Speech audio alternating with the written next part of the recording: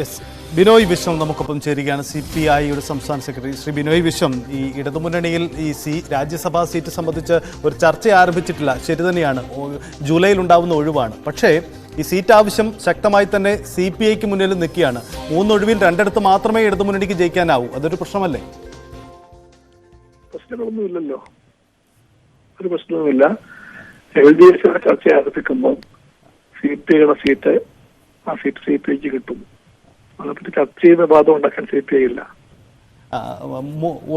രണ്ട് സീറ്റിൽ 3 കക്ഷികളുണ്ട്. CPI ഉണ്ട്, CPM ഉണ്ട്, കേരള കോൺഗ്രസ് ഉണ്ട്. ആർക്ക് നൽകും, ആരെ ഒഴിവാക്കുമെന്നൊരു ചോദ്യം ഉയരുന്നുണ്ട്.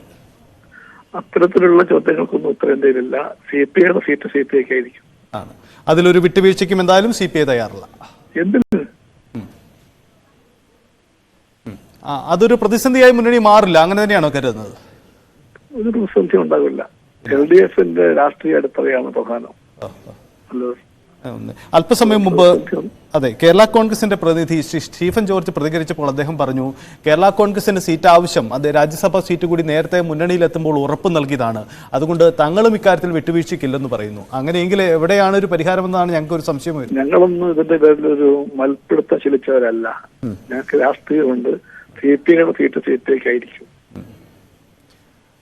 അതിനപ്പുറത്തേക്ക് ഒരു പ്രതികരണത്തിൽ ഇപ്പോൾ ഈ ഘട്ടത്തിൽ പ്രസക്തി ഇല്ലെന്നാണ്. എന്തിനാണ് പ്രതികരിക്കേണ്ടത്?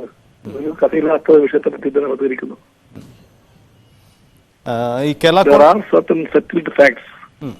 അതെ, പക്ഷേ ഈ കേരള കോൺഗ്രസിനെയൊക്കെ മുന്നണിയിൽ വീണ്ടും നിർത്തേണ്ടി വരുന്ന ഒരു രാഷ്ട്രീയ സാഹചര്യം ഉണ്ടാകുമ്പോൾ രാജ്യസഭാ സീറ്റ് വിഷയത്തിലും ആരെങ്കിലും ഒക്കെ വിട്ടുവീഴ്ച ചെയ്യേണ്ടി വരുമില്ലേ? അങ്ങനെ മുന്നണിയിൽ നിൽക്കുന്നത് രാഷ്ട്രീയ കാഴ്ചപ്പാടിന്റെ അടിസ്ഥാനത്തിലാണ്. ഏതെങ്കിലും ഒരു സീറ്റ് എന്ന ഒരു ഘടകത്തിലല്ല മുന്നണി ബന്ധം എന്നതാണ് താങ്കൾ ഉദ്ദേശിക്കുന്നത്? രാഷ്ട്രീയം മറന്നിട്ടുള്ളൊരു രാഷ്ട്രീയ പാർട്ടിയുണ്ടോ?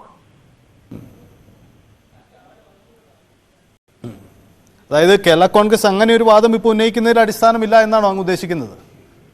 ഇതൊരു വിവാദം ഉണ്ടാക്കാൻ വേണ്ടി മാധ്യമങ്ങൾ ആരും ഒരു കെണിയൊരുക്കി. ആ കെണിയിൽ കേരള കോൺഗ്രസ് പെട്ടുപോകുന്ന എനിക്ക് ഭയമുണ്ട്. അവരൊന്നും അത്ര അപക്വമായിട്ട് ചിന്തിക്കുന്നവരല്ല. അവരൊക്കെ ഒരുപാട് രാഷ്ട്രീയ വിവേകമുള്ളവരാണ്. ജോസ് കെ മാണി ആയാലും സ്റ്റീഫൻ ജോർജ് ആയാലും ഒക്കെ വളരെ വളരെ രാഷ്ട്രീയമായിട്ടുള്ള പക്വത വന്നവരാണ്. അപ്പൊ മാധ്യമങ്ങളുടെ ഒരു കെണിയിൽ തലവെച്ച് കൊടുത്ത് അവരിങ്ങനെ ഒരു വിവാദം ഉണ്ടാക്കാൻ ആവശ്യം കാണിക്കുന്നത് എന്തെന്ന് എനിക്കറിയില്ല. അവർ ചെയ്യുന്നവരല്ല അങ്ങനെയൊന്നും പൊതുവിൽ. എന്തായാലും CPIക്ക് ഇക്കാര്യത്തിൽ ഒരു തർക്കവും സംശയവും ഇല്ല എന്നാണ് അങ്ങ് നിലപാടെടുക്കുന്നത് അല്ലേ? CPIക്ക് സംശയത്തിന്റെ കാര്യം എന്ത്? CPIക്ക് ആണ് ആ സീറ്റ്. അതിന് സംശയത്തിന്റെ കാര്യം എന്തിനാണ്?